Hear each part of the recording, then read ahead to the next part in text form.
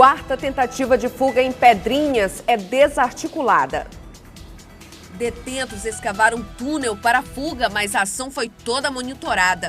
Protesto ontem, a situação hoje é a mesma. Moradores da Vila Luizão denunciam os transtornos no transporte público.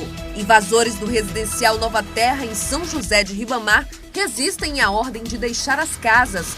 E você vai ver ainda, torcedores chegam de madrugada para conseguir ingressos com meia entrada para o jogo de amanhã pela Copa do Brasil. Agora, no Guará News.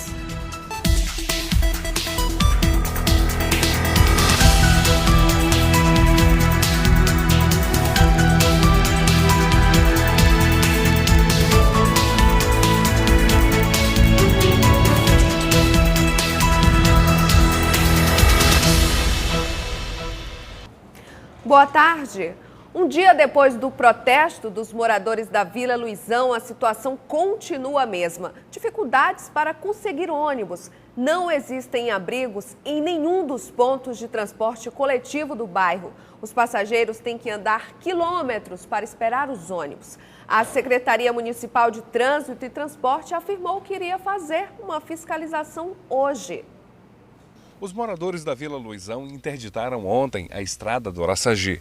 Protestavam contra a má qualidade das linhas de ônibus do bairro. Fomos conhecer de perto essa realidade. A primeira constatação: em alguns momentos, o ônibus demora a passar. Até quem não mora aqui percebeu isso. Primeira vez achei bastante dificuldade. Estava no terminal da Coab esperando para vir para cá, eu acho que foi uns 45 minutos. Agora está quase meia hora aqui para retornar e nada de ônibus. Maria precisava ir para um outro lado da cidade e já estava ficando sem paciência. Quase meia hora, nada de ônibus. Diz que ia melhorar até agora, né? Está indo para onde? Para o Taquibacanga. Vou para a entregação, aí pega outro ônibus antes da guarda, né? Depois de muito tempo de espera, lá vem o ônibus.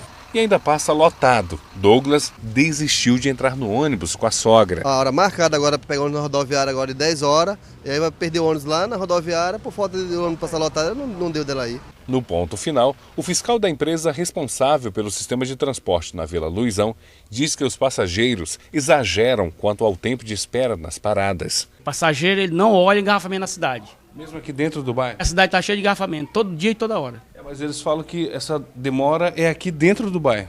É mentira. Não dá para acreditar em passageiro. Não dá. De jeito nenhum. É mentira. Não dá estudo? Não. Dá não. Outro problema observado. Nenhuma das paradas de ônibus na Vila Luizão possui abrigo. A falta de abrigos nas paradas é a principal reclamação dos usuários aqui na Vila Luizão depois do próprio tempo de espera. Sem uma proteção contra o sol, o jeito é improvisar. Nessa hora, até o poste serve. É comum encontrar pessoas procurando a sombra dos postes. E quando não há um, o jeito é ficar ao sol. E assim fica todo mundo aqui nessa parada. Sem proteção, quando chove, a lama, a poeira. E é assim.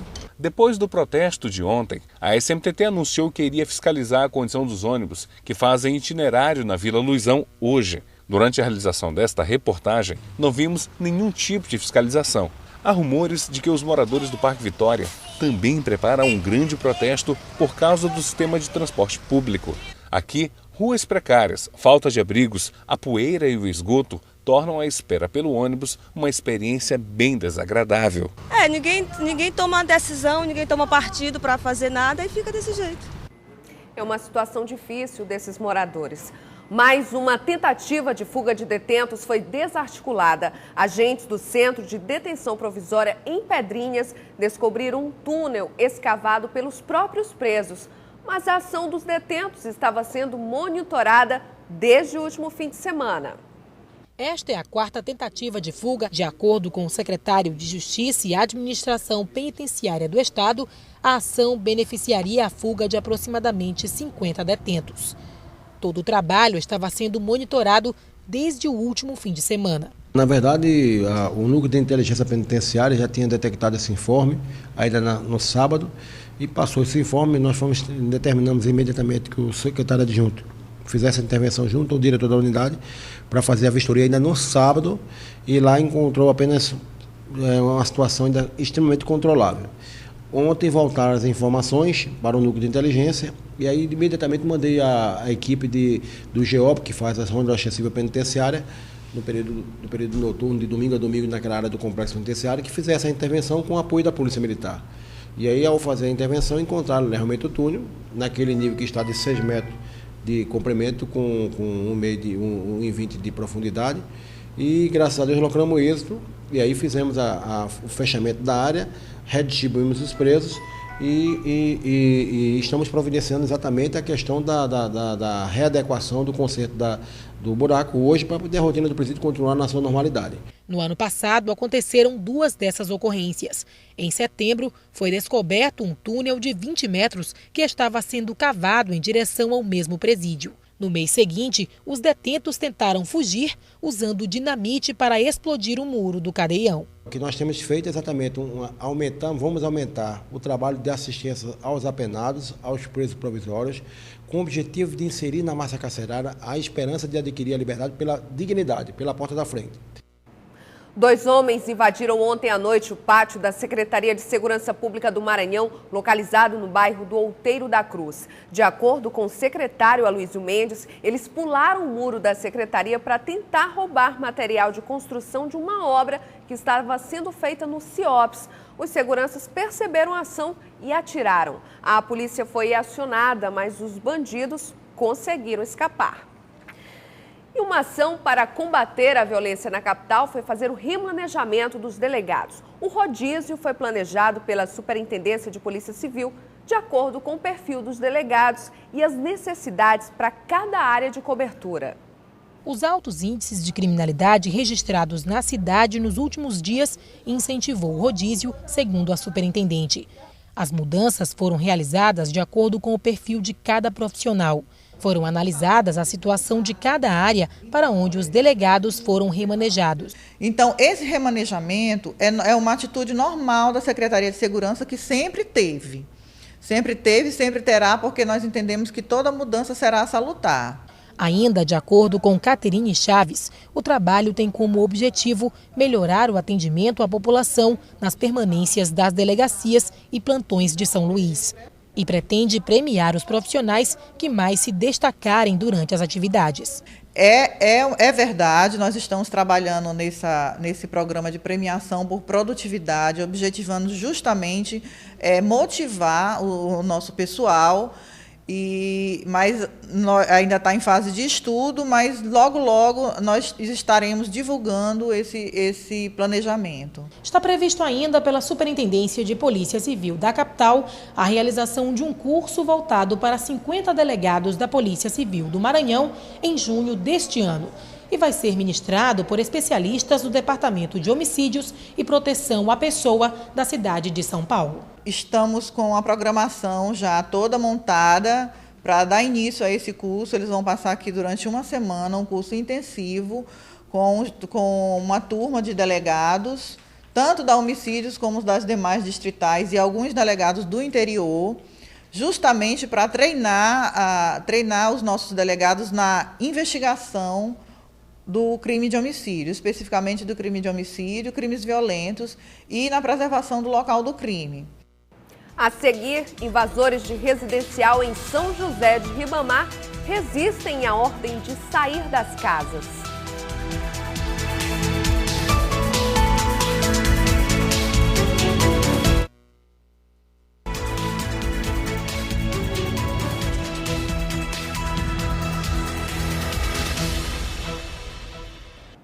Mais de 2.000 famílias são consideradas invasoras das casas do residencial Nova Terra, em São José de Ribamar. Os moradores sabem que devem deixar as residências, mas alguns resistem à saída.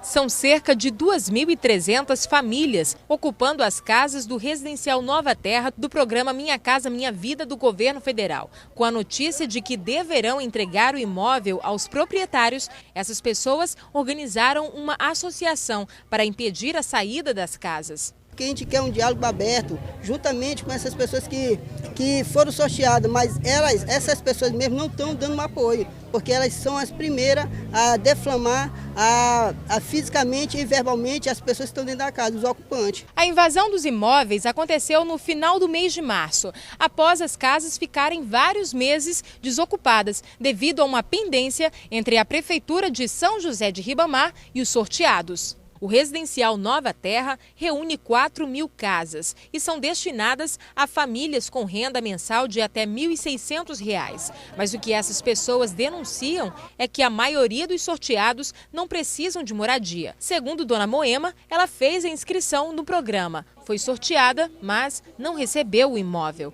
Eu fui sorteada, como a Caixa nunca me chamou, eu me achei no direito de ocupar uma casa. Por quê?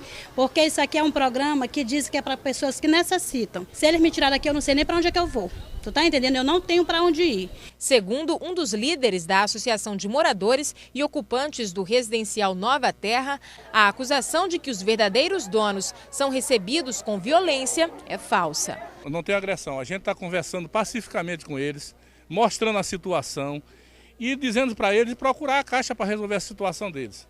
Porque nós estamos fazendo uma ocupação e estamos esperando também que alguém da Caixa venha para resolver o nosso problema. Porque se você ver aqui, é a cara de cada uma pessoa dessa, são pessoas humildes, mas merecem ser respeitadas.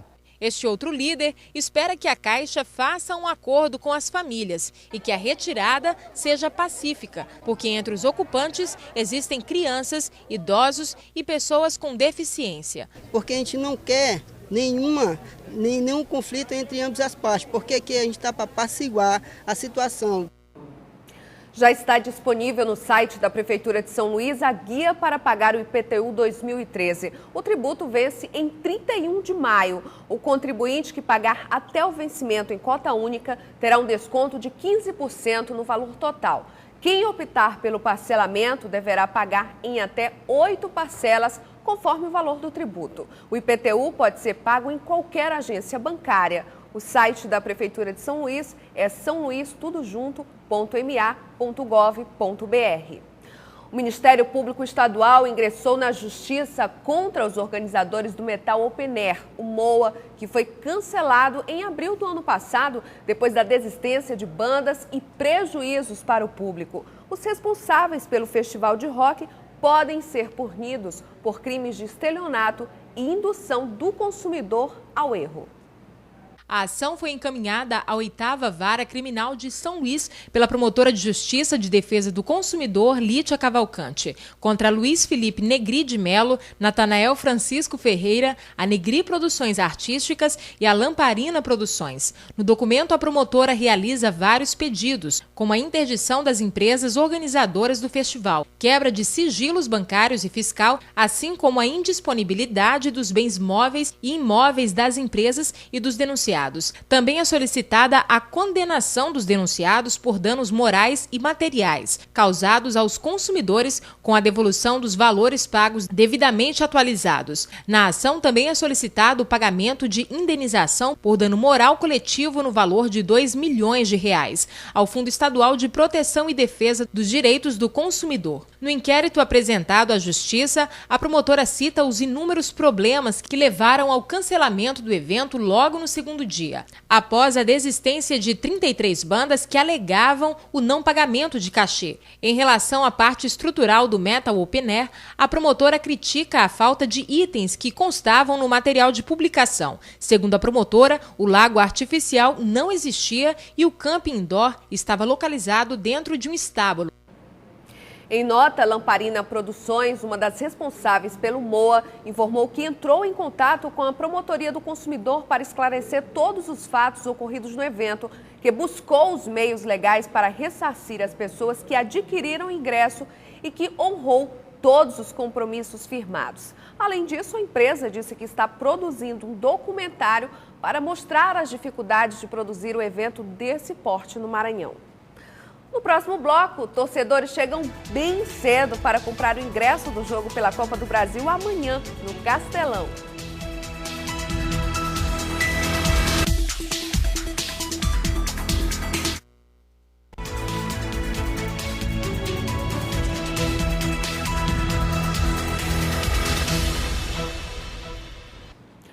Começou a funcionar hoje pela manhã o posto de recadastramento biométrico na Assembleia Legislativa, que vai atender os servidores e também a população em geral. Para fazer o cadastramento é preciso agendar uma data e levar uma cópia da identidade, comprovante de residência e de quitação militar. As chuvas que caíram nos primeiros meses deste ano pareceram suficientes, mas segundo o Núcleo de Meteorologia da UEMA, em 2013 o índice foi bem menor do que os anos anteriores. E bem menor. A escassez de chuvas coloca em risco as reservas hídricas do estado. Ano após ano, a quantidade de chuvas que cai no estado diminui cerca de 40%. A informação é do setor de meteorologia da UEMA, que está preocupado com as reservas naturais de água do Maranhão, que podem até acabar em poucos anos. Não tem como não ficar, né? Veja bem, você, por exemplo, espera que chova 1000 milímetros, chove apenas 500, né? Ou 400 desse total, quer dizer, aquela capacidade que você esperaria que o açude ou os reservatórios alcançassem, eles não irão alcançar. E logo depois a gente vai entrar no período seco. Em São Luís, a redução é calculada a partir da média histórica de chuvas que caíram na cidade em anos anteriores, 2.300 mililitros. Em 2012, o índice caiu para 990 mililitros. E em 2013, até o mês de abril, a quantidade de chuvas foi menor ainda, 658 mililitros. A previsão do setor de meteorologia é que a escassez continue. E se a situação não melhorar, o risco de racionamento é grande. Isso sem falar nos apagões. Nós já estamos vivendo um apagão. Se a gente fosse lembrar bem, em 2012, quantos apagões nós não tivemos aqui no Brasil? Então, esse ano é uma consequência. 40 mil ingressos foram colocados à venda para o jogo de amanhã pela Copa do Brasil. O duelo de dois campeões. O Sampaio, campeão brasileiro da Série D, vai enfrentar o Campinense da Paraíba, campeão da Copa do Nordeste. O dia não tinha nem amanhecido e já tinha torcedores na fila para conseguir uma vaga no Castelão. Esta fila começou a se formar desde as primeiras horas desta terça-feira. São os torcedores do Sampaio em busca de ingressos para a partida de amanhã contra o Campinense da Paraíba pela Copa do Brasil. 40 mil ingressos foram postos à venda. Esta é a capacidade máxima do Estádio Castelão, local do jogo. Mas para garantir a entrada, teve torcedor chegando pela madrugada, como foi o caso deste vigilante. Ele é o primeiro da fila, chegou antes das 5 da manhã. E olha que as vendas só começaram às 9. Será que vale tanto esforço para torcer pelo Sampaio? Para acompanhar o Sampaio vale a pena até dormir aqui no ponto de ingresso. Hoje foi o único dia de venda de meia entrada para estudantes. Por isso, tantos jovens na fila. Mas o torcedor que ama seu time não pode deixar de vestir a camisa. Aqui, o cliente pode escolher a nova camisa do Sampaio, que custa R$ 125. Mas o Moraes não se contenta só em vestir a camisa. Ele usa o boné, o anel e o cordão do Sampaio. É muito amor. Eu costumo dizer para o pessoal aqui de São Luís e do Maranhão inteiro que eu sou o único torcedor símbolo do Sampaio Corrêa, porque eu só torço para esse clube. E meu segundo time é o futebol do Maranhão. A venda de ingressos continua nos seguintes pontos: Estádio Castelão, no Outeiro da Cruz, Estádio Municipal Nilzinho Santos, no Canto da Fabril, HCG, no São Francisco, sede do sócio torcedor na Coab, Lojas Cruzeiros, na Rua de Santana, Fitabras Ferpasa, no São Cristóvão, Degraus Esporte, na Rua Grande e Mercearia Garcia, no bairro do Quatraque. E outras notícias do Maranhão acontecem às 15 para as 7 da noite com Hugo Reis. Uma excelente tarde para você e a gente se vê amanhã. Até lá!